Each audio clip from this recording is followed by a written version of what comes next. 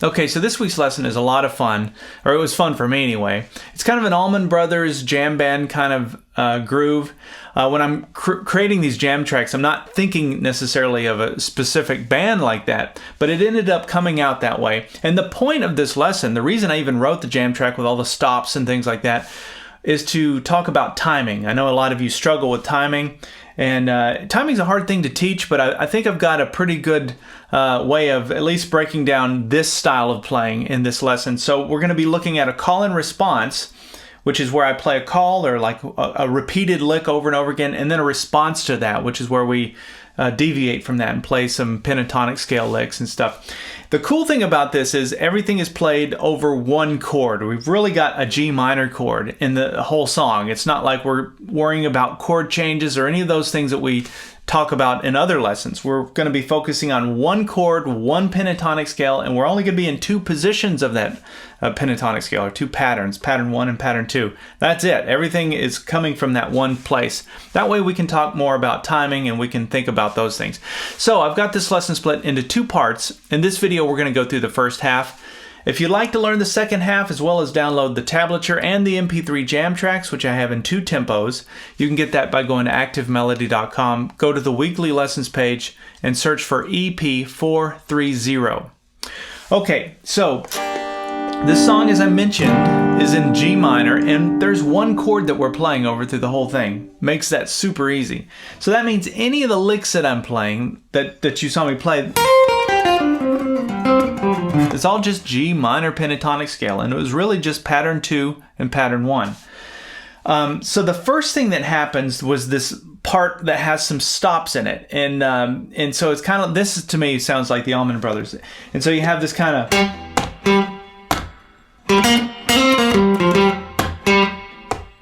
and so that's the first thing we're going to talk about. Now again, this is coming from the G minor pentatonic scale, so we're going to be pattern 1. So if you know pattern 1, which were the notes I just played there, that's where this first part comes from. So the note that I'm starting there with is a G note that's played on the 5th fret, 4th string. And then it goes like this. Well, I'll tell you how to time this in here in just a minute, but these are the notes. And then we go. So that's just the little box there between the 3rd fret and the 5th fret. So we have 5, then we have the 3rd fret, 3rd string, a hammer onto the 5th fret, back to the 3rd, and then we go 5, 3, 5 on the 4th string. So that's the first lick. Now that's easy enough to play, but how do you time that? How do you know when to come in? Well, to talk this through and make it logical, we're going to follow a formula. So we're going to break everything down into 16th notes. That means in each measure I would count 16 times, but we don't count the numbers 1, 2, 3, 4, 5, 6, 7, all the way up to 16. It's kind of cumbersome to do that way, and you can get lost. So the easier formula for that would be to say 1 E and a, 2 E and a, 3 E and a, 4 E and a. And you can see that I'm actually spelling out 16 notes when I do that, but I'm calling it something different. So I could say the and of 2 or the E of 3, and that will give you a real easy way to know where we are in terms of structure. And that's just something that I remember from junior high band. I remember us doing it that way, and that seems to be just an easy formula for this. And in this first part that we played, that first note comes in on the 1, but the second time I play comes in on the of 1. So it's like this: 1 E and So count it with me then. We have 1 E and 2 E and 3 E. So the next note comes in on the E of 3. You see how it makes it a little easier to describe where you are in the measure? So it's 1 E and 2 E and 3 E. And then we're going to go, and then we go right back. So that's really how this works, is 1 E and 2 E and 3 E and. Right? All right, so after we play the E of 3, so thus far we have 1 E and 2 E and 3 E, and we're going to play the and, we're going to skip the and then we're going to go 4 E and so So once we get to that fourth beat, we're going to play 4 E and we're going to do a note on each of those. So all together we have 1 E and 2 E and 3 E and 4 E and okay? So that's the formula for 16th notes. If we were playing something with 8th notes, we would just say 1 and 2 and 3 and 4 and so that spells out 8. But I realize that some of you are super robotic when it comes to learning, or you need sort of a formula like that. And then, so that's probably half of you. And then there's the other half. And I'm more like this, which is like, I don't need that at all. I just need to feel it. So let me just hear it and get the feel. And then I'll take it from there. So if you're one of those people, you can just, at least you know the formula. Whether you use it or not doesn't really matter. But I just want us to all be on the same page. All right, let's take it from the beginning then. We have 1 E and 2 E and 3. The second time I go like this. Just to give a little variation. Did a full bend there on the 5th fret 3rd string. Then release it, and then we're just going to go back down to the 5th fret 3rd string, and we're going to play. So it's 5 3 5 3. So we have 1 E and 2 E and 3. This time we're going to do the bend. Go back to that and then watch this. So this time I did the same thing, 3rd fret and 5th fret, but I played strings 2 and 3. So I fattened it up a little bit, played a double stop. And then we go right back to that 5th fret 4th string. Okay, so that's the first part of this song. And it'll make a lot more sense with the jam track. So when you hear the jam track come in, you'll hear 1, 2, 3, 4, and just remember you start that on the 1.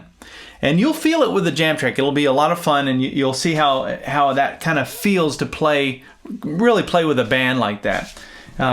Okay, so at the end of the last time, I went like this. And that puts us into the next groove. So this, we did 3 of these, and what I'm doing is I'm sliding with my ring finger up to the 7th fret 3rd string. Middle finger is on the 6th fret 2nd string. These 2 notes are in minor pentatonic scale, G minor pentatonic scale, pattern 2. This little pattern up here. And I'm using these 2 fingers for that. And then I slide it back down to the 5th fret 3rd string, 3rd fret, and then 5th fret 4th string twice. So you have, and that right there starts the next groove. But before we jump into that, let me play along with the jam track so that you can hear everything that we learned for that first part. You can hear it in context. 1, 2, 3, 4.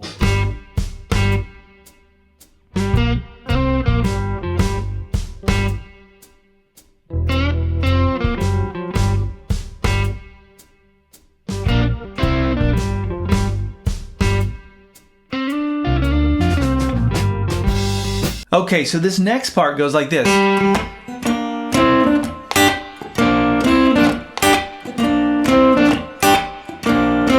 Right? And it's just a really cool groove. So the bass line changes, the drum part changes a little bit. We're still staying in the same key, but we've got a whole different groove going on now.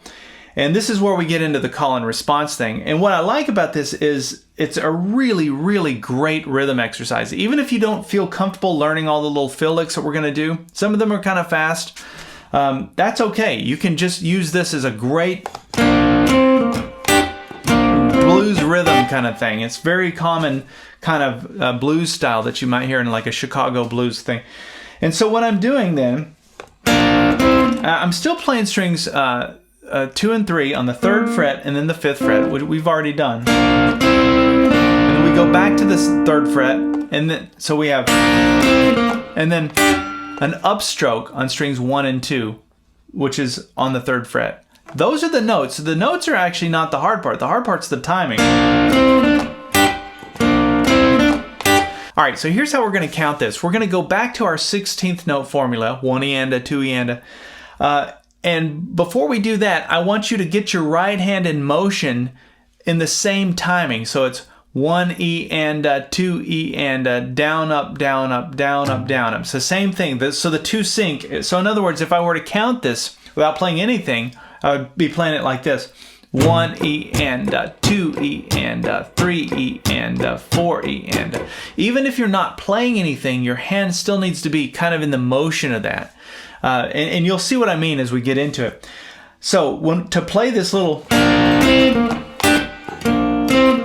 So we're going to skip the first beat, so we're not going to play anything on 1 E and but we're going to start on the second. So we're going to go 1 E and 2 E and So notice that it's 2 E and So I'm playing on the 2, the and the And you can see I'm doing a downstroke on the 2, I'm doing another downstroke on the and then an upstroke on the And that would be following that motion that I talked about. So it'd be kind of like,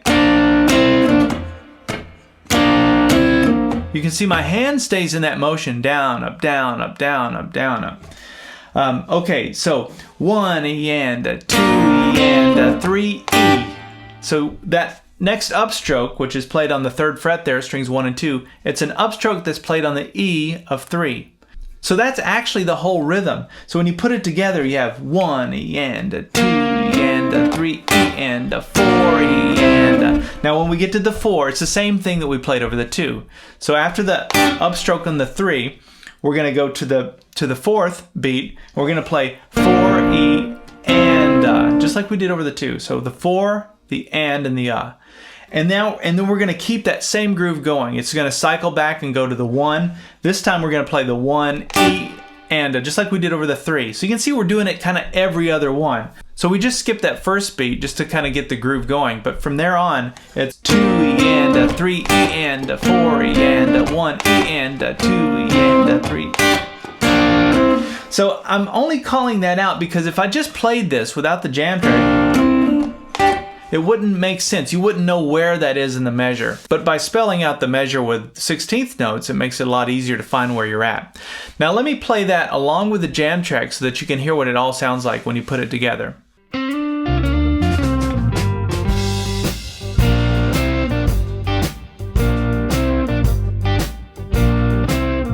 So on the 3rd one of these, I went like this,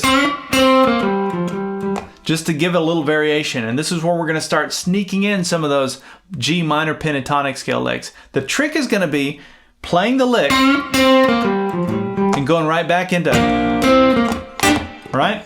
So to time this out, I'm going to try this without the jam track. We have 1, 2.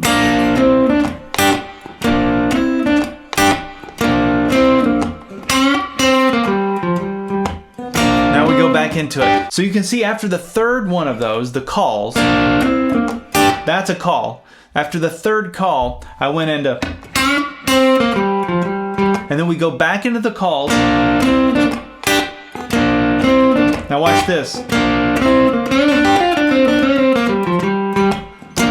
Okay, now that's probably the trickiest thing in the whole thing. I wanted to work it in because I know some of you will love that and some of you will hate it. If you hate it, you can just skip it and just keep doing the rhythm. That's totally cool. Now this fast little lick starts right after the and of one of the bars. So it's 2 E and 1.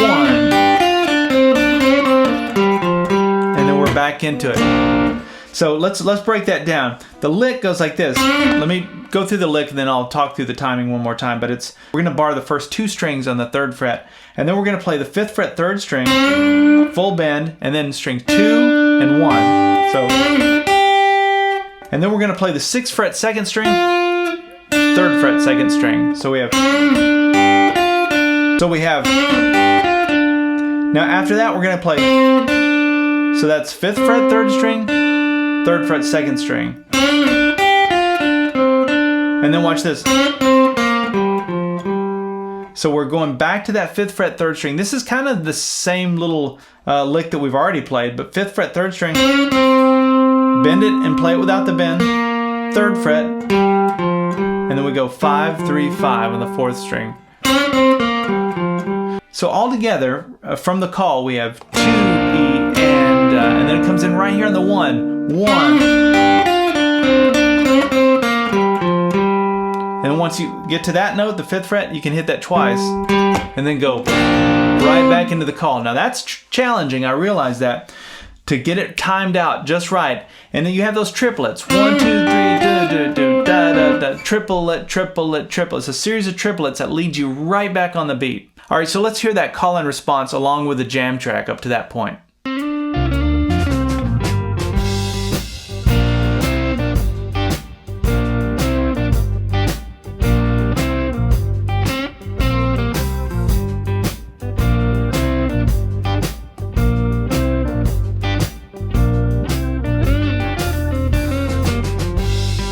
Okay, so after that, we have another call. And then watch this. So I didn't do the little upstroke like I was doing on the call. I skipped that and went right into this lick. And then went back to the call. Now, from here on out, the call is only going to be this. I'm going to skip this part because where this part would be is where the licks are going to happen.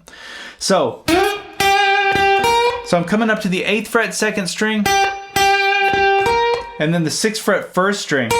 That's the lick. It's just pattern 2 of the G minor pentatonic scale. Hopefully you're seeing that. Hopefully a light bulb's going off and you're going, oh, okay, that's just 2 notes out of the minor pentatonic scale. And then we go back. And then watch this. So the next response goes.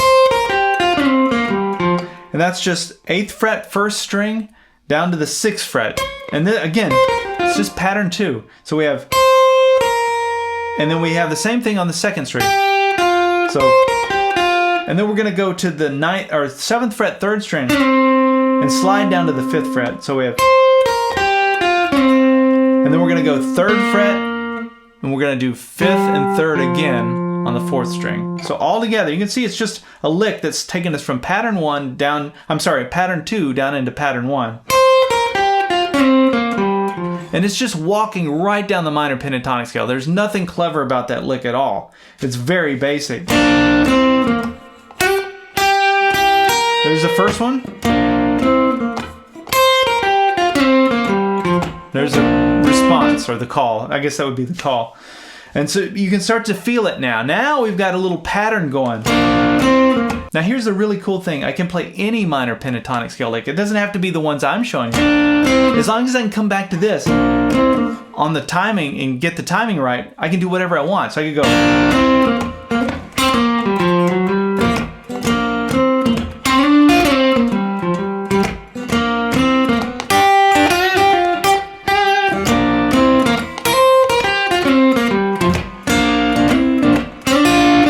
So I can just go on and on and on, and I'm just playing G minor pentatonic scale stuff, but I'm coming back to that every time in the right spot. All right, let's play all of the call and response stuff with the jam track up to that point.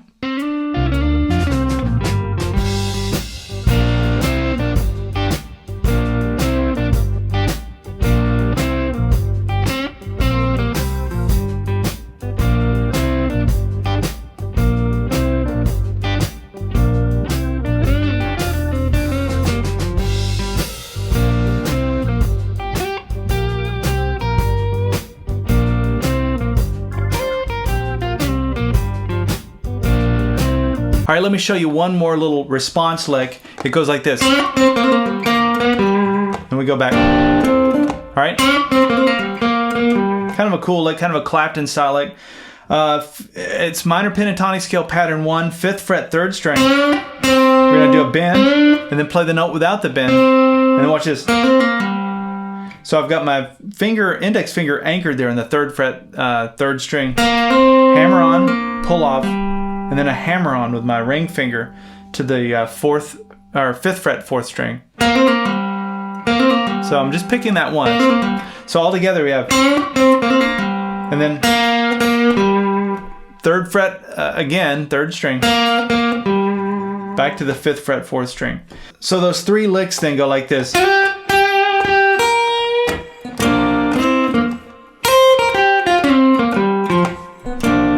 And here's the one we learned. So those are all designed just to give you responses. The call is always the same, and then the responses can be whatever you want. I'm going to back up and play the whole thing with the jam track one last time so you have that as a final reference. But hopefully you've walked away with a few ideas and you're starting to see the importance of rhythm and being able to come back in the right timing. To me, it's like being on a flat platform train track going at a certain speed and jumping off the track and having to run to keep up with the train and then getting back on that platform. That's what it feels like. So when you jump off the platform, you're doing some little, improvised thing, but then you got to get back on. You got to keep at the same tempo so that you can get back on the same train. But once you can do that, it feels so much fun. And like the jam track for this kind of stuff for me is the most fun I can have with a jam track. Is playing something with timing and trying to, keep that timing down. All right, we'll back up and play through this one more time, and then we'll see you in part 2 where we'll go over the rest. Now, if you're not a premium member yet, look into it. I've got lots of, 10 years worth of lessons like this, all very in-depth, and they're all designed to teach you how to improvise and just know what to do and find your own sound on the guitar. That's what they're all designed for. All right, we'll look at this one more time, and then we'll see you in part 2. 1, 2, 3, 4.